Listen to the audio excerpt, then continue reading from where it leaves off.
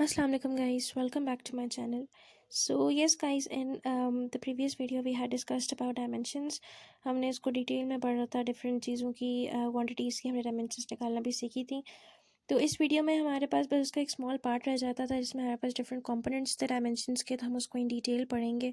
सबसे पहले हमारे पास जो कंपोनेंट है डायमेंशन का वो है डायमेंशनल वेरिएबल, दूसरा है डायमेंशनल कांस्टेंट, तीसरा है डायमेंशन लेस वेरिएबल और चौथा है डायमेंशन लेस कांस्टेंट। तो जो हमारे पास सबसे पहला है वो डायमेंशनल वेरिएबल। एज हम इसको वर्ड से पढ़ रहे हैं तो हमें पता चल रहा है कि इसके अंदर डायमेंशंस जो हैं वो प्रेजेंट है, लेकिन उनका जो मैग्नीट्यूड है वो हमारे पास वेरी करता है, वो वेरिएबल होता है। फॉर एग्जांपल हमारे पास जितनी फिजिकल क्वांटिटीज़ हो गई, जिस तरह लेंथ है, वेलोसिटी हो गया, एक्सेलरेशन हो गया, फोर्स हो गया, एनर्जी हो गया, ये सारे जो कंपोनेंट्स होते हैं इन सब के हमारे पास डायमेंशंस प्रेजेंट होती है। जैसा लेंथ की डायमेंशन हमारे पास कैपिटल एल होती है, वेलोसिटी की एल टी -1 होती है, तो ये हमारे पास डायमेंशंस होती हैं लेकिन वो वेरी करती हैं, सेलन डिफरेंट ही होते हैं, वेरी वेलोसिटीज़ डिफरेंट होती हैं इस तरह। दूसरा हमारे पास डायमेंशनल कांस्टेंट मतलब जिसमें हमारे पास डायमेंशंस प्रेजेंट होती हैं लेकिन उनका जो हमारे पास मैग्नीट्यूड होता है वो क्या होता है, वो कांस्टेंट होता है। जिसकी एग्जांपल हमारे पास प्लैंक्स कांस्टेंट आ जाएगी, प्लैंक्स कांस्टेंट इसकी एग्जांपल हो जाती है। अच्छा, प्लैंक्स कांस्टेंट की जो हमारे पास फार्मूला हो जाता है वो होता है E is equals to H F, जहाँ पे ई जो होता है वो हमारे पास एनर्जी को रिप्रेजेंट करता है, एफ जो होता है वो हमारे पास फ्रीक्वेंसी को रिप्रेजेंट करता है और एच जो है वो प्लैंक्स कांस्टेंट को रिप्रेजेंट करता है। तो अगर हम एच का फार्मूला लगा लें, like Planck's constant is equals to energy E divided by frequency F, हमारे पास ये इसका फार्मूला आ जाएगा। इसी तरह हमारे पास जो दूसरी चीज़ है वो हमारे पास है ग्रेविटेशनल कांस्टेंट, जो हमारे पास कैपिटल जी से रिप्रेजेंट होता है। जो हमारे पास कैपिटल जी से रिप्रेजेंट होता है और इसका जो हमारे पास फार्मूला हो जाता है वो जाता है F is equals to capital G m1 m2 divided by R square.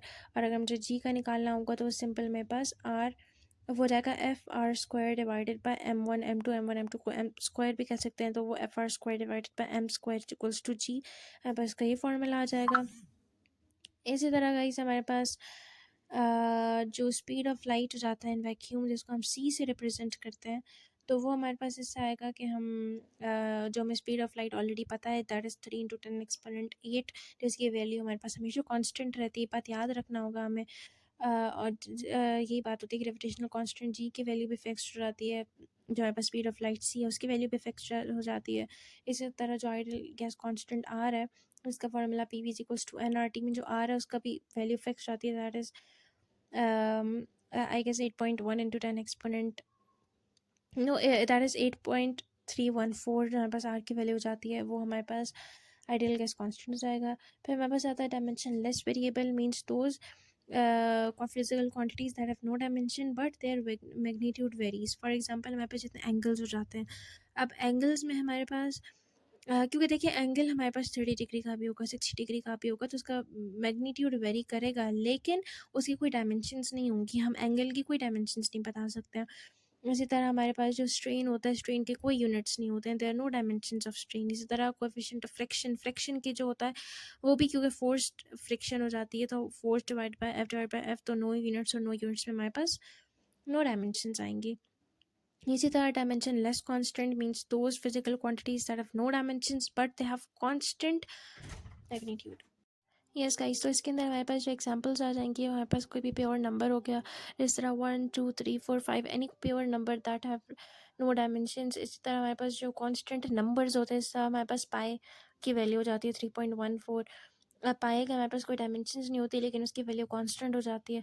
इसी तरह हमारे पास जो एक्सपोनेंशियल कांस्टेंट हो जाता है ई, उसकी वैल्यू हमारे पास कांस्टेंट होता है 2.7, लेकिन उसमें हमारे पास डायमेंशंस नहीं होती हैं। अब हमारे पास एक छोटा सा डिफरेंस है डायमेंशनल वेरी कांस्टेंट और डायमेंशन लेस कांस्टेंट में, कि डायमेंशनल कांस्टेंट में हमारे पास डायमेंशंस होती हैं लेकिन डायमेंशन लेस कांस्टेंट में हमारे पास डायमेंशंस नहीं होती हैं।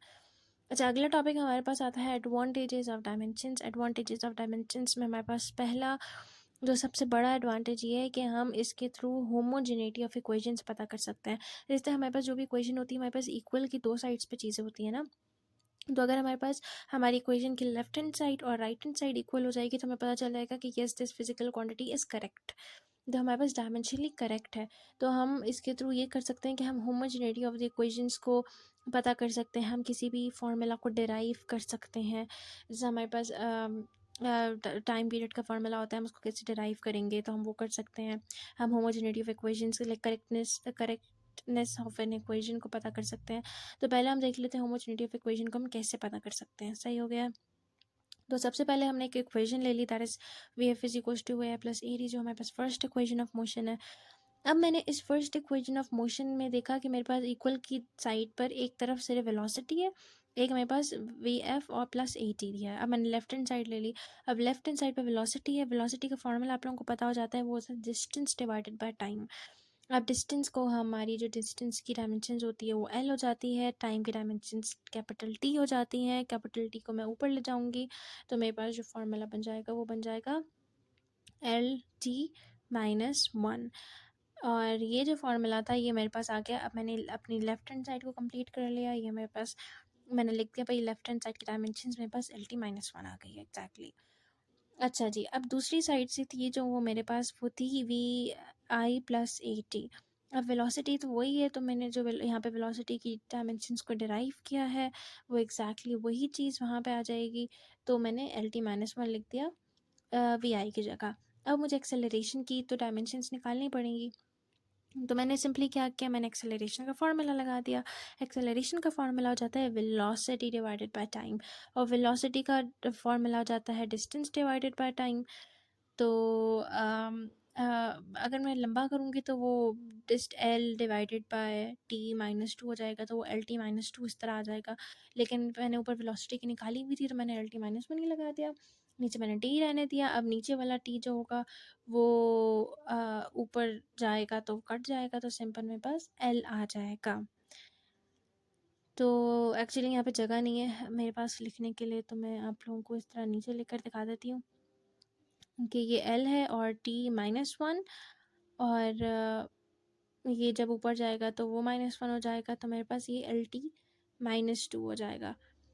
सही हो गया गाइस, क्योंकि देखिए ऊपर माइनस वन ऑलरेडी दिया हुआ है, अब नीचे जो टी है वो प्लस है, वो ऊपर जाएगा तो वो माइनस हो जाएगा, तो मेरे पास ये एल टी माइनस टू आ जाएगा इसके डायमेंशंस। अब ये जो एल टी माइनस टू है ये मैंने लगा दिया ऊपर, जहाँ पे एक्सेलरेशन के नीचे मैंने लगा दिया कि एल टी माइनस टू। अब आप लोग देखेंगे कि एक के साथ टी भी दिया हुआ है, एक दाना टाइम। अब टाइम की डायमेंशंस तो सिंपल टी हो जाती हैं, तो मैं उसको भूलूंगी नहीं, मैं उस टाइम की जगह टाइम की डायमेंशंस टी लगाऊंगी, और मैंने उसकी डायमेंशंस टी लगा दी हैं। और यहाँ पे बस हमारे पास जो माइनस टू प्लस वन जो होता है माइनस वन हो जाता है। अब यहाँ पर L T minus one, L T minus one, two L T minus one हो जाता है। अब जो टू है वो हमारे पास डायमेंशन लेस कॉन्स्टेंट है, जो मैंने आप लोगों को बताया था कि जो भी प्योर नंबर्स होते हैं हमारे पास डायमेंशन लेस कॉन्स्टेंट हो जाता है। जो हमारे पास जो है ये टू आ जाएगा, ये टू हमारे पास डायमेंशन लेस कॉन्स्टेंट के अंदर आएगा। और हमारे पास अब देख लीजिए हमारे पास जो लेफ्ट हैंड साइड है वो भी एल टी माइनस वन है, जो राइट हैंड साइड है वो भी L T minus one, it means left hand side equals to right hand side है। अब मैं आप लोगों को एक और इक्वेशन ऑफ मोशन के थ्रू बताती हूँ, जो हमारे पास सेकंड इक्वेशन ऑफ मोशन है, S is equals to V I T plus half A T square.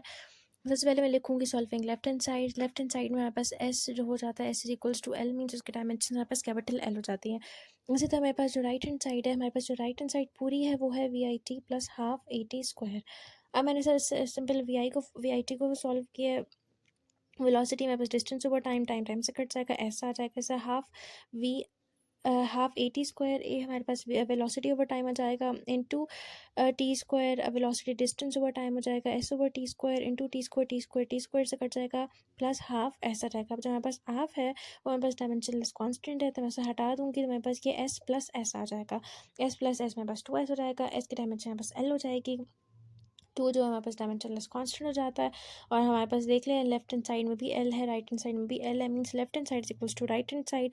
और मेरे पास ये चीज़ मैथमेटिकली प्रूफ हो गई कि yes this equation of motion is correct. मैं आप लोगों को देखिए ये रिव्यू दिखा रही हूँ कि सिंपल जो हमारे पास एस है उसकी डायमेंशन एल आ जाएगी, वी आई टी में हमारे पास वी का फॉर्मूला डिस्टेंस ओवर टाइम आ जाता है, multiply by time, time time से कट के एस में हाफ ए टी स्क्वायर में हाफ एज इट इज रहेगा, acceleration velocity over time, velocity distance over time, T square से कट जाएगा, हाफ एस आ जाएगा, हाफ डायमेंशन लेस कॉन्स्टेंट जाएगा, S plus S में बस टू एस हो जाएगा, टू की जगह हम एल, एस की जगह हम एल लगा देंगे, टू डायमेंशन लेस कॉन्स्टेंट जाएगा, means L is equals to L, left hand side equals to right. I hope आप लोगों को ये समझ आ गया होगा। So I will see you tomorrow इंशाल्लाह। अल्लाह हाफिज़।